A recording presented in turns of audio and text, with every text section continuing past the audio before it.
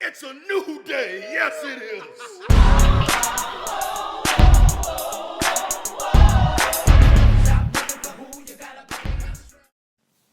Hello, everyone, and welcome back to the Rock and Pac Podcast.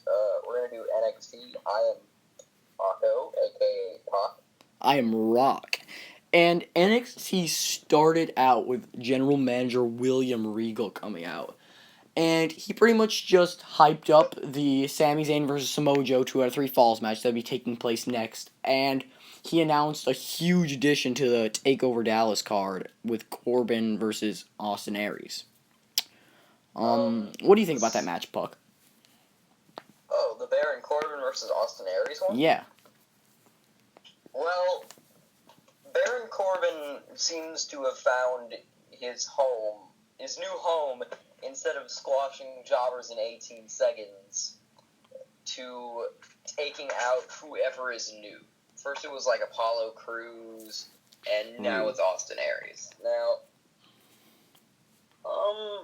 in terms of match quality, What do you expect? Baron Corbin's improving in the ring. Yeah. I think it'll be a solid match. Yeah, I mean, those no, indie fans. They knocked for good. But. Yeah. So now, after that, he announced the match. I think it should be a great addition to the card. Now, next, I mean, I was expecting this to be the main event, and there'd be, like, a match in between, but Samoa Joe versus Sami Zayn just took up the whole show. This was the show. Okay. They voted, they were like, hey, Bailey's on here, and then, like... Yeah, they said American Alpha was gonna be here. Nothing else happened. It was just that match. Okay, now this match was great, though. It was a really great match. Yeah. Okay, so it started off with actually Michael Hayes, Sasha Banks, and Hideo Itami were like in the front row watching this match.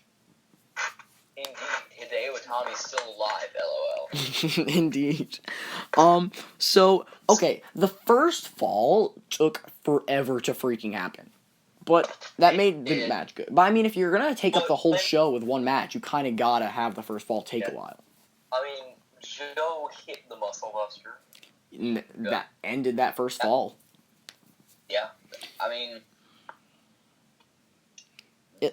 the first fall was just the feeling out process. All the intense, high flying, fast paced action took place once the first fall it was was over. a really long feeling out process. Things really started to pick up after that.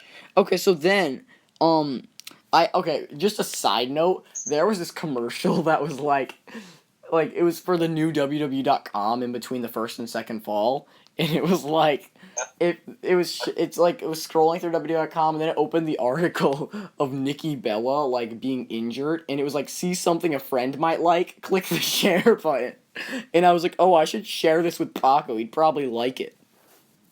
What? It was the article of Nikki Bella's injury. Rock, do you follow Rusev on Twitter? Oh my god. Okay. So then, after that, the second fall started, and Samoa Joe, actually, it was very small, but he got cut open.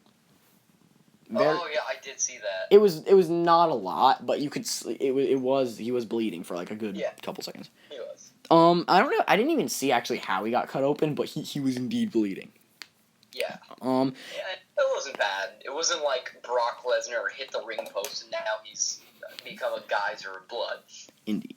And now, okay, one problem I had with this match was the second fall ended with the Koji clutch. And, I mean, they call Samoa Joe the Samoan submission machine, and this guy just tapped out to the Koji clutch. Yeah, it should have been a Luva kick, or at least a Blue Thunder Bomb. Or he didn't even pass out to it. He tapped out. Samoa Joe tapped.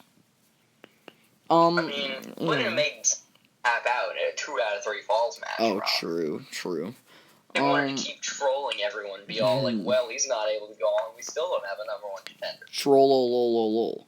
Okay, so then Sami Zayn hit that Blue Thunder Bomb, and I was just shocked. I know Sami Zayn's a strong guy, but I did not think he had the strength to lift up that Samoan Joe.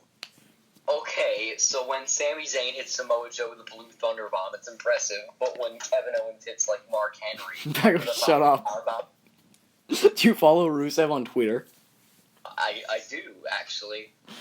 Paco, Paco, the pop-up powerbomb, the guy Mark Henry jumps into the air, right? Okay? And then, in this here, Alright, Blue yeah, Thunder but bomb. Samoa Joe has to jump. Paco, no he doesn't. Sami Zayn just flips him around because he's God. Do you not know how wrestling works? No. Sami Zayn can't just deadlift Samoa Joe. Yes, he can. And so can John Cena. Do. Yeah. Do. Okay, then... Wow. Okay, so then Sami Zayn hits a sunset powerbomb from the top rope, and that was crazy. That was crazy. That was a great spot. Then... Oh, then there's this, He hit his usual spots, too. Like yeah, he hit his, yeah. Flip over the top. And he did that other thing where, like, I love that thing when he'll be going for the flip over the top rope, but they move out of the way. So he does that instead. He, like, booty bumps off the top rope and does a little backflip. I like when he does that. Yeah. And then, okay, so then, Sammy uses Joe's own Cohina clutch on him. And I thought that was a nice touch. It really shows the, like, desperation and the desire to win in Sami Zayn.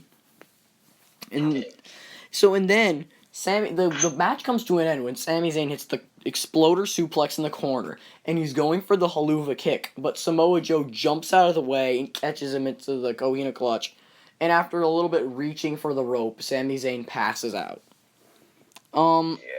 At least they made so overall this match was just like amazing. Like, it just, between the near falls outside the ring with the countouts, Sami Zayn just wobbling to his feet, it was all just a great match. And overall, I mean, even though this was the only match that took place on NXT, it was still a great episode. Yeah. I mean, what else can you expect at NXT? I mean, NXT, that's the thing with NXT. Like, the reason people like NXT so much is just because of that the wrestling quality in NXT is just amazing. It's not even the wrestling quality, too. It's that the storylines are genuinely better. I do get intrigued by NXT storylines. I gotta give them that. We have Bayley finally becoming champion, and then we have the love triangle between Rusev, Summer Rae, Dolph Ziggler, and Lana. Quadrilateral. Hashtag story of the year. Oh. That first of all, that story got ruined because they were like, "Oh, this would be a good time to get engaged, right?" I think that storyline got saved because they. It was like putting an animal out of its misery. Rook, were you satisfied with the result of the match, though? I mean, I am a big Sami Zayn fan, but I knew he wasn't gonna win. But I was hoping. Because the spoilers were out like 5 weeks in advance. See, Sami Zayn, the one thing, if I'll credit him, he is amazing at getting you to believe he's gonna win a match, no matter how much you know he's gonna lose. Like, when he had that open challenge on Raw against John Cena for the U.S. title, like, he had like this little boy inside of Rook believing that he was gonna come out there and beat John Cena for the U.S. title. That's true. But he didn't. Paco, Samoa's just talented. I just don't. I don't know.